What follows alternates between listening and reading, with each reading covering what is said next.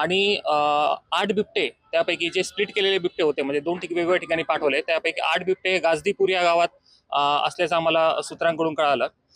त्यानुसार काल आम्ही त्या ठिकाणी पोहोचलो, आमची टीम पोहोचली आणि पोहोचल्यानंतर पुन्हा आम्हाला त्या ठिकाणी अत्यंत हलाखीच्या स्थितीमध्ये उन्हामध्ये ते बिबटे ठेवलेले आढळले. तर साधारणतः 4 दिवसापासून ते बिबटे त्या ठिकाणी होते असं आम्हाला सूत्रांकडून कळालं. आणि ह्या सगळ्या प्रक्रियेमध्ये म्हणजे हे पुन्हा एकदा आम्ही जे आवाज उठवला 8 बिबट्यांविषयी गाझीपूरच्या, तर DFO साहेबांनी आम्हाला बोलून घेतलं आज आणि विचारलं की हे जे बिबटे आहेत हे 8 नसून 6 होते. म्हणजे आमच्या तपासणीमध्ये म्हणजे आमच्याकडे प्रूफ आहेत त्याचे, आमच्याकडे जिओ टॅगिंग सहित प्रूफ आहेत की 8 बिबटे होते आणि ते म्हणतात की 6 बिबटे होते.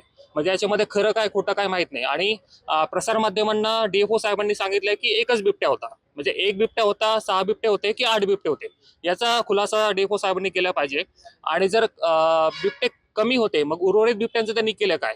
आणि प्रत्यक्ष भेटीमध्ये मला त्यांनी हे सांगितलं की जे पण बिबटे आहेत ते सगळे माणिकडोहला पाठवलेत म्हणून आज काल पाठवले आणि आज पोहोचले असं सांगितलं.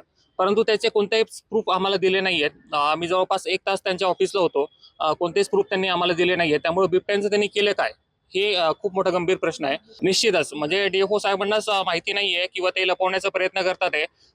एक बिबट्या तर त्या ठिकाणी नक्कीच नव्हता, 6 बिबटे पण नव्हते. आम्ही स्वतः डोळ्यांनी पाहिले की त्या ठिकाणी 8 बिबटे होते आणि त्यामध्ये एक बिबट्याची जी डोक्याला खूप जबर मार लागला होता, तो कशामुळे लागला माहित नाही आम्हाला.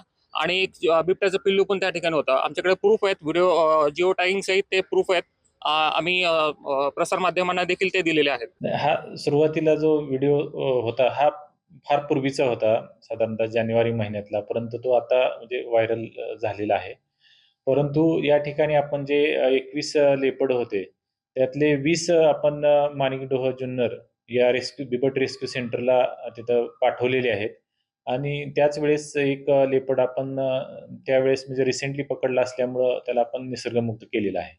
आपण ते एकूण 23 लेपर्ड आपण रेस्क्यू केलेले होते. त्यापूर्वी त्याच वेळेस 2 लेपर्ड माणिकडोहला पाठवलेले होते. आणि राहिलेल्या 21 बिबट्यापैकी 20 लेपर्ड आपण आता माणिकडोहला पाठवलेले आहेत आणि आत्ताच सांगितल्याप्रमाणे एक आपण नेचरमध्ये रिलीज केलेला आहे. सद्यस्थितीत एक लेपर्ड चा व्हिडिओ म्हणजे सोशल मीडियावर व्हायरल होत आहे. तथापि त्या ठिकाणी बाकीचे पिंजरे हे मोकळेच आहेत. फक्त एकच लेपर्ड होता आणि तोही लेपर्ड आपण माणिकडोह रेस्क्यू सेंटरला पाठवलेला आहे.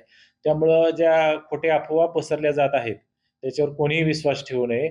सद्यस्थितीत आमच्या डिव्हिजनमध्ये कसल्याही प्रकारचा लेपर्ड म्हणजे पिंजऱ्यामध्ये नाहीये. धन्यवाद.